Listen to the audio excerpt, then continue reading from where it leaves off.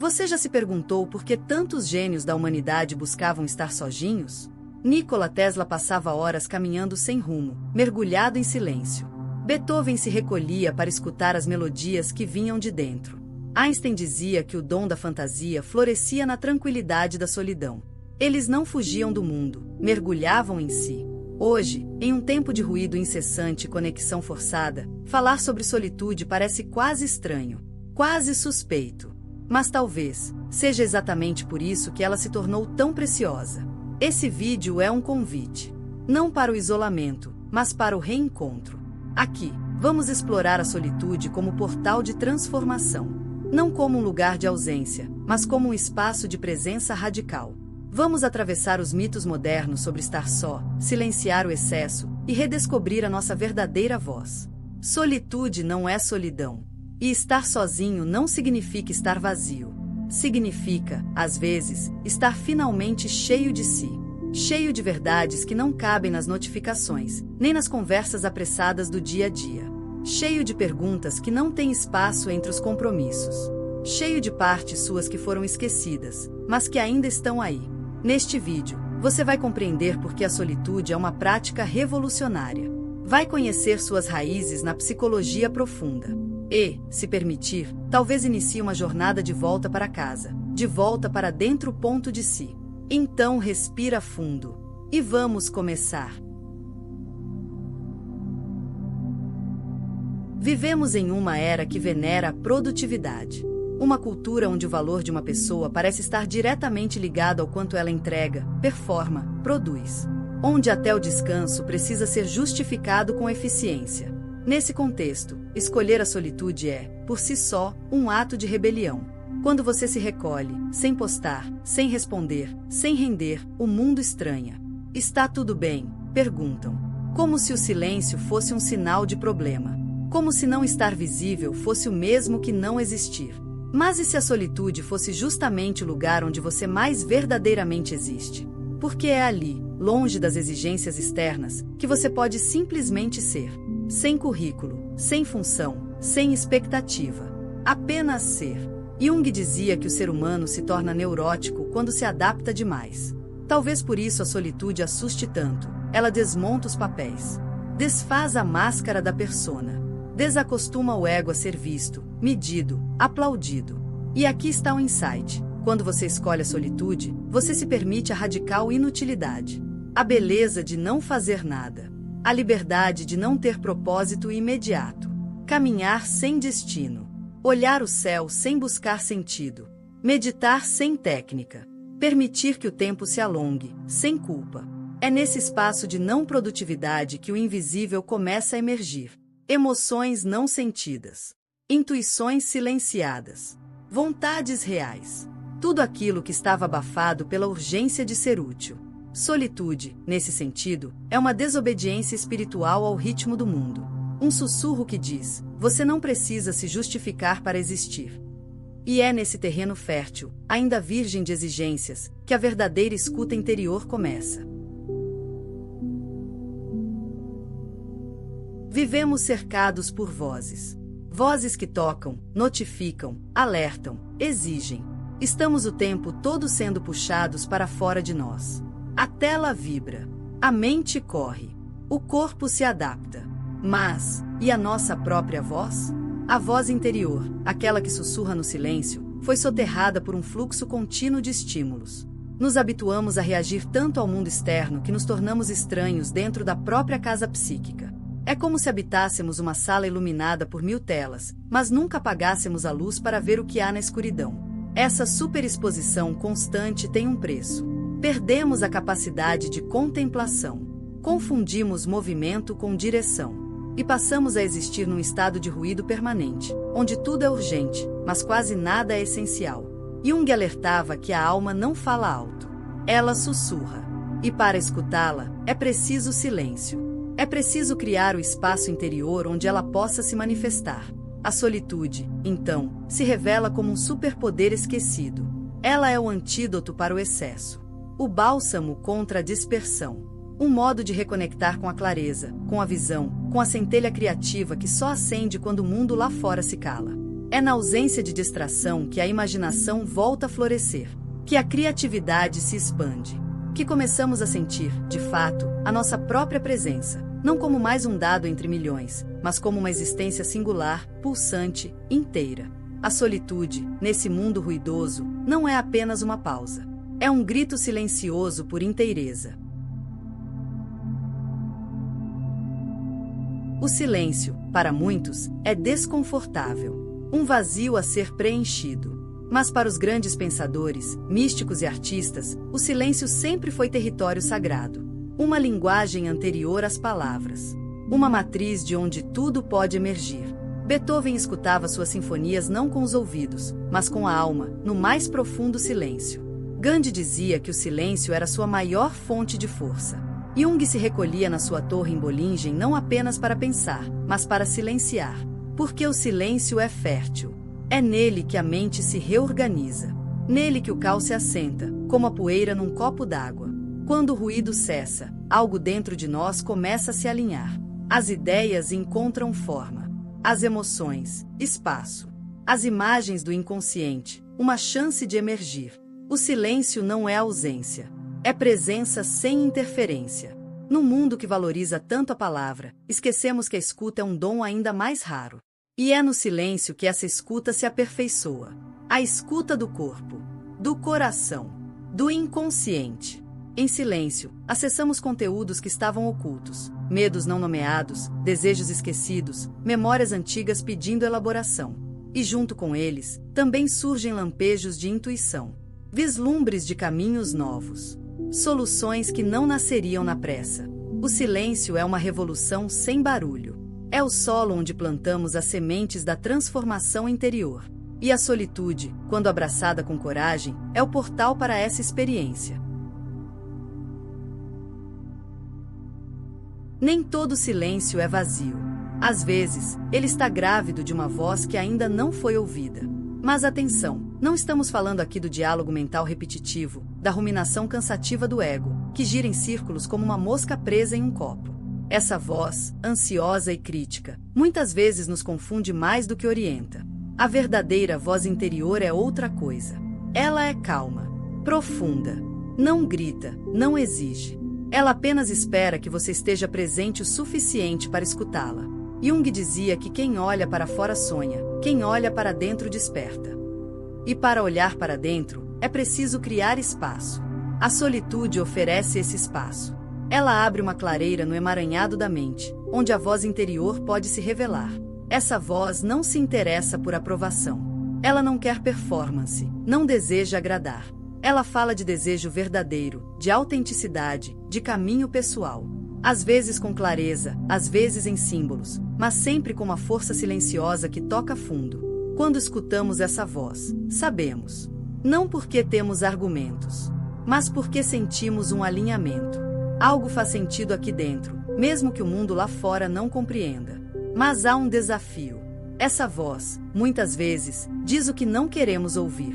Ela aponta o que foi evitado. Chama pelo que foi deixado de lado. E é por isso que tantas pessoas evitam a solitude, porque ela é também um espelho. Mas um espelho necessário. Escutar a verdadeira voz interior é o primeiro passo para viver uma vida que faça sentido de dentro para fora. Uma vida não emprestada, não repetida, mas escolhida. Uma vida que começa, sempre, no silêncio do encontro consigo mesmo. A solitude, quando escolhida com consciência, deixa de ser um afastamento do mundo para se tornar um reencontro com a própria essência. Ela não é preguiça, não é fraqueza, não é desistência. É uma prática de autodesenvolvimento.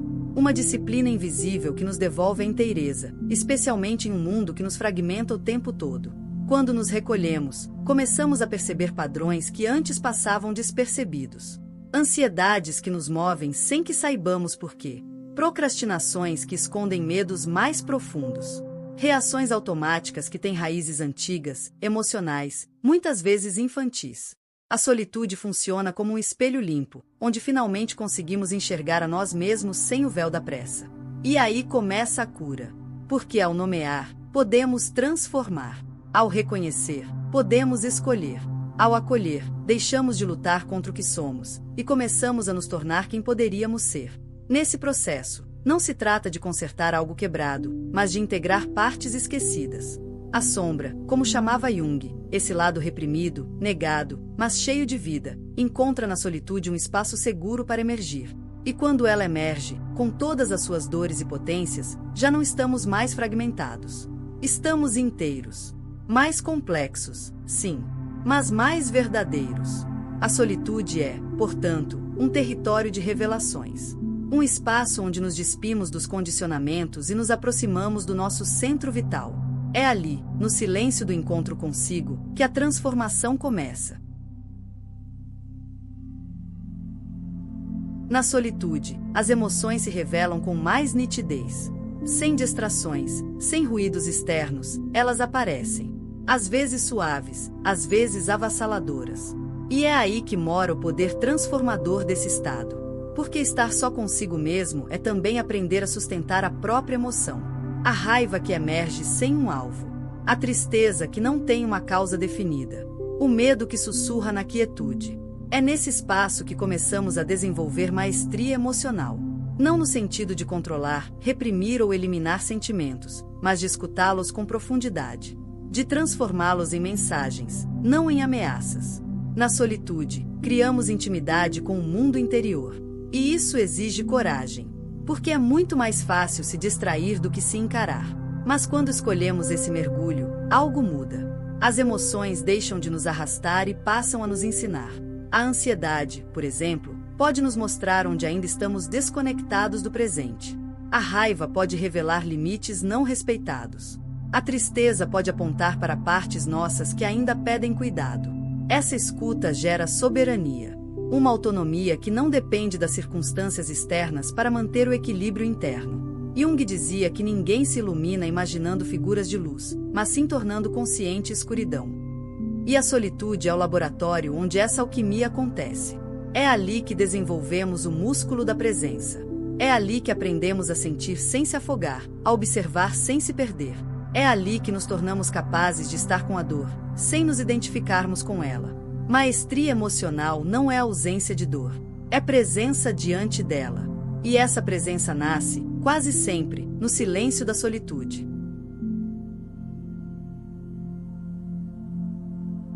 Há uma diferença sutil, mas profunda, entre estar só e estar em solitude. A solidão é a ausência. É um vazio que dói. É a experiência de estar desconectado, mesmo cercado por pessoas. É como passar fome, o corpo sofre, o espírito enfraquece. A solidão nasce da falta, de vínculo, de escuta, de pertencimento. Já a solitude é escolha. É um estado de presença consigo mesmo. Um jejum voluntário de estímulos, que não enfraquece, mas fortalece. Ela nutre, porque permite a reconexão com algo essencial que está sempre presente, mas raramente acessado, o próprio ser. Enquanto a solidão contrai, a solitude expande. Na solidão, você se sente abandonado. Na solitude, você se reencontra. E, ainda assim, essas experiências às vezes se misturam. Às vezes é preciso atravessar a dor da solidão para chegar na serenidade da solitude. Isso exige tempo, exige prática, exige escuta. Jung compreendia que o caminho do autoconhecimento passa por desertos interiores. Mas são nesses desertos que escutamos, pela primeira vez, a voz que não depende de ninguém para existir, a nossa. A solitude, nesse sentido, é como sentar-se à mesa com a própria alma. É nela que recuperamos o centro. É nela que deixamos de buscar fora o que só pode ser encontrado dentro. E ao fazermos isso, mudamos também nossa presença no mundo, mais inteiros, menos carentes, mais disponíveis para relações autênticas. Porque quem aprendeu a estar bem consigo mesmo, já não precisa se perder no outro para se sentir inteiro. Relacionar-se com o outro é, em grande parte, reflexo do modo como nos relacionamos conosco. Quando estamos desconectados de quem somos, nossas relações se tornam carregadas de expectativa, de projeção, de carência. Buscamos no outro aquilo que ainda não conseguimos encontrar em nós. Esperamos que o outro preencha silêncios que não sabemos habitar. Mas a solitude muda isso. Ela nos oferece um espaço de escuta, de autocuidado, de presença. E essa intimidade com o eu se transforma, naturalmente, em uma nova forma de estar com o outro. Quem se conhece, se relaciona com mais clareza. Sabe o que sente, o que precisa, o que pode oferecer. Aprende a escutar sem julgar, a estar junto sem se perder, a amar sem se anular. Na solitude, curamos a pressa de ser aceitos. E ao fazer isso, ganhamos a liberdade de sermos autênticos. Isso não significa tornar-se frio ou distante. Muito pelo contrário. Significa tornar-se disponível, presente, capaz de oferecer ao outro algo raro, uma companhia que não exige, mas compartilha. Uma presença que não consome, mas nutre. Jung afirmava que o encontro de duas personalidades é como o contato de duas substâncias químicas. Se houver alguma reação, ambas se transformam. Mas para que essa transformação seja fértil, é preciso que cada um traga sua inteireza. E a solitude prepara exatamente para isso. Ela nos ensina a estar em paz com o próprio silêncio, para que possamos escutar o silêncio do outro sem medo. Ensina a habitar a própria presença, para que possamos ser presença no mundo. A solitude, embora tantas vezes incompreendida, foi companheira íntima de alguns dos maiores nomes da história. Não como isolamento punitivo, mas como terreno fértil para o florescimento da consciência. Nelson Mandela passou 27 anos preso. Mas foi no silêncio forçado da cela que ele começou a enxergar com clareza aquilo que precisava transformar, dentro e fora de si. Gandhi, antes de inspirar uma revolução, passou longos períodos em retiro, ouvindo o que ele chamava de voz da verdade. Viktor Frankl, no meio do horror dos campos de concentração, encontrou no silêncio interior a chave para preservar sua dignidade humana. Essas histórias não são sobre sofrimento. São sobre o poder de transformação que nasce quando tudo ao redor desaparece, e só resta você, com você mesmo. Nietzsche, filósofo provocador, retirava-se frequentemente para as montanhas. Acreditava que os grandes pensamentos exigiam espaço, silêncio e solidão. Carl Jung construiu, com as próprias mãos, uma torre às margens do lago de Zurique. Um refúgio onde pudesse pensar sem distrações, sonhar sem interrupções, criar sem ruído.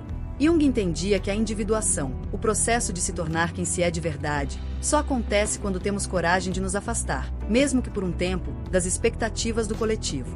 A solitude é esse afastamento criativo. Um exílio voluntário que não rompe com o mundo, mas o prepara. É ali que os grandes gestos humanos começam a germinar. Não nas multidões, mas na intimidade do invisível. Esses exemplos não são apenas inspiração. São lembretes de que o recolhimento é parte essencial do caminho de qualquer alma que deseja florescer com autenticidade. A solitude, quando vivida com inteireza, desmancha lentamente as máscaras sociais. Na ausência de olhares externos, algo em nós relaxa. A persona, esse personagem que vestimos para navegar no mundo, começa a perder força.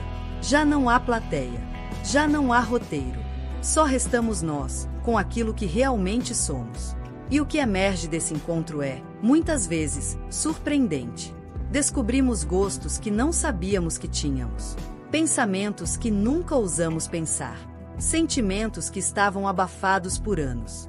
A solitude nos devolve o direito de sermos estranhos, complexos, contraditórios, humanos, enfim. É nesse processo que nasce a autenticidade. Autenticidade não é dizer tudo o que se pensa, nem agir sem filtro. É alinhar o que se sente, o que se pensa e o que se faz. É viver com coerência entre o mundo interno e o mundo externo. E isso exige liberdade interior. Liberdade de não seguir modas, de não buscar aprovação a qualquer custo, de não viver para caber em padrões. A solitude nos treina para isso. Porque nos coloca diante de um juiz mais exigente que qualquer outro, nós mesmos. Quando você se acostuma a estar consigo, aprende a confiar na própria bússola. A fazer escolhas menos baseadas no medo e mais guiadas pela verdade interna. E essa verdade, mesmo quando silenciosa, tem uma força que nenhum grito alcança. Jung dizia que o objetivo da vida não é ser bom, mas ser inteiro. E ser inteiro exige coragem. Coragem de abandonar papéis confortáveis. Coragem de não ser aceito por todos. Coragem de ser quem se é, mesmo quando o mundo espera outra coisa. A solitude é essa escola silenciosa da liberdade, onde aprendemos a ser fiéis àquilo que pulsa aqui dentro, mesmo que ninguém mais compreenda. É difícil pensar com clareza quando se está cercado por vozes que gritam o tempo todo que é certo, bonito, aceito, desejável. A pressão social não precisa ser violenta para ser eficaz. Ela age de forma sutil, quase invisível, e justamente por isso, tão poderosa. O psicólogo Solomon Asch demonstrou isso em seu famoso experimento. Diante de um grupo que dava respostas erradas, muitos indivíduos preferiam se calar ou concordar com o erro, mesmo sabendo a verdade. A necessidade de pertencer falou mais alto do que a percepção pessoal. Agora imagine isso ampliado pelas redes sociais, algoritmos, câmaras de eco. Vivemos imersos em bolhas que reforçam nossas crenças, nossos medos, nossos vícios de pensamento.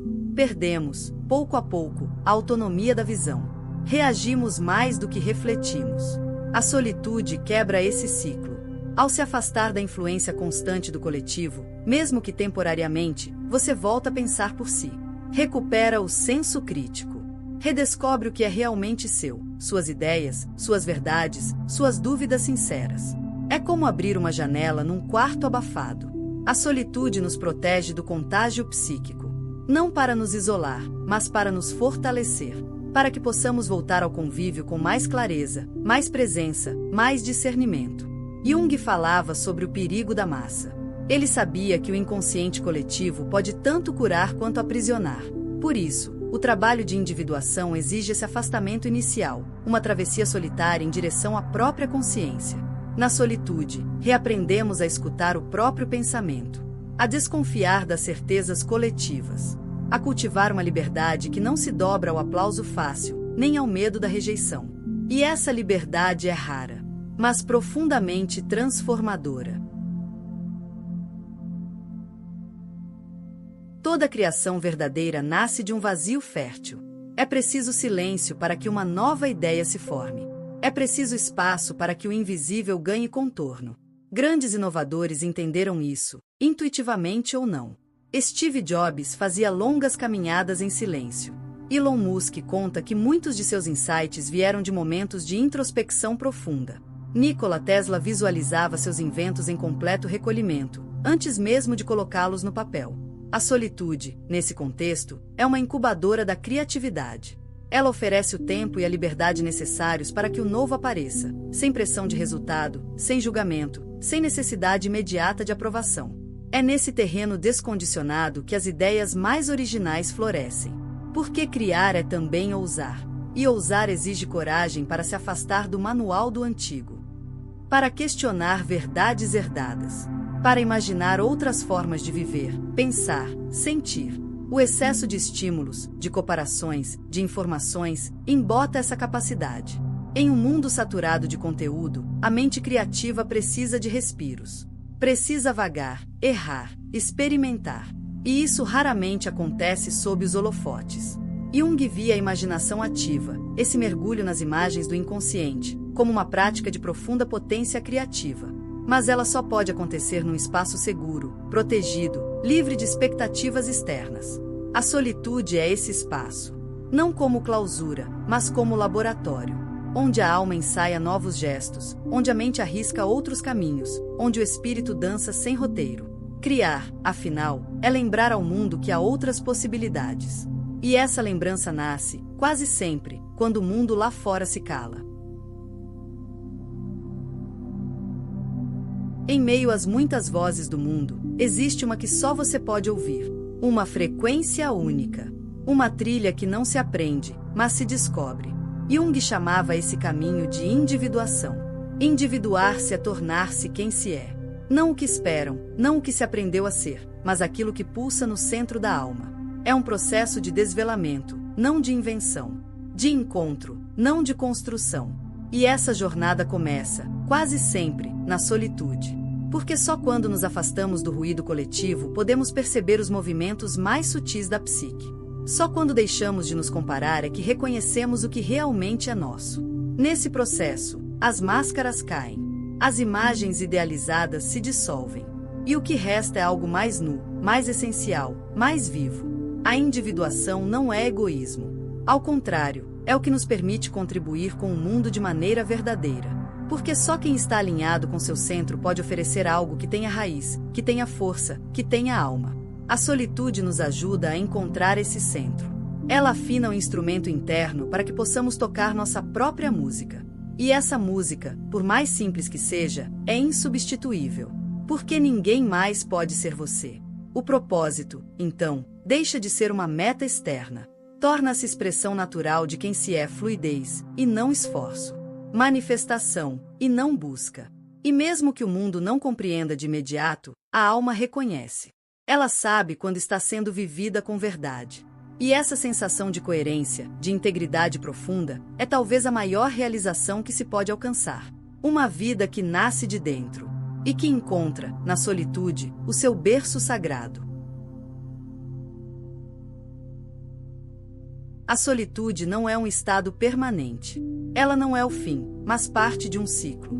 Assim como o sono nutre o corpo para o despertar, o recolhimento interior alimenta o retorno ao mundo. Viver em constante reclusão pode ser tão desequilibrado quanto viver na constante exposição. A sabedoria está em saber alternar. Saber recolher-se para compreender e emergir para compartilhar. Há quem se perca no isolamento. Outros se perdem na hiperexposição. Mas é no movimento entre os dois que a vida se alinha. Esse ciclo saudável exige intenção. Recolher-se com presença. Estar só, não por fuga, mas por escuta. E depois, voltar com propósito. Trazer o que foi descoberto no silêncio para o campo da ação. Como quem colhe algo precioso e, depois, oferece à mesa do coletivo.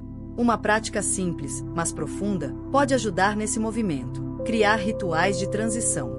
Escrever uma carta para si antes de uma decisão importante. Respirar conscientemente antes de uma conversa significativa. Agradecer, em silêncio, antes de se colocar no mundo novamente. Esses gestos nos lembram que a solitude não nos separa da vida, ela nos prepara para vivê-la com mais consciência. Jung via esse movimento como parte da totalidade do ser. Não basta mergulhar nas profundezas. É preciso voltar com algo. Uma imagem. Um gesto. Um olhar novo. E assim, a solitude deixa de ser apenas refúgio. Torna-se raiz. Uma base silenciosa que sustenta tudo o que expressamos no mundo. Recolher-se. Emergir. Compartilhar. Recolher-se outra vez. Um ciclo vivo. Um ritmo interno. Uma dança entre o invisível e o visível. No fim das contas, a solitude não é sobre afastar-se da vida. É sobre preparar-se para vivê-la com mais profundidade. Ela não é desconexão. É reconexão. Com o que é verdadeiro. Com o que é essencial. Com o que não muda, mesmo quando tudo ao redor muda. Solitude é um gesto de coragem. Em um mundo que valoriza o barulho, escolher o silêncio é um ato revolucionário. Em uma cultura que exige performance, permitir-se ser, apenas ser, é um retorno à inteireza. É nesse espaço de quietude que a empatia se fortalece. Que a compaixão nasce, não como dever, mas como expressão natural de quem está em paz consigo. É ali que se descobre que a liberdade não está em fazer tudo o que se quer, mas em ser quem se é, com coragem e verdade. Jung dizia que o processo de individuação leva o indivíduo a tornar-se aquilo que ele realmente é. E isso não acontece na pressa, nem na distração. Acontece no silêncio. Acontece na solitude. Que esse vídeo não seja apenas uma reflexão, mas uma porta entreaberta, para que você se permita, ainda que por instantes, recolher-se, ouvir-se, sentir-se e, ao emergir, levar ao mundo uma presença mais inteira. Um olhar mais atento. Um gesto mais verdadeiro. Porque, no fim, o mundo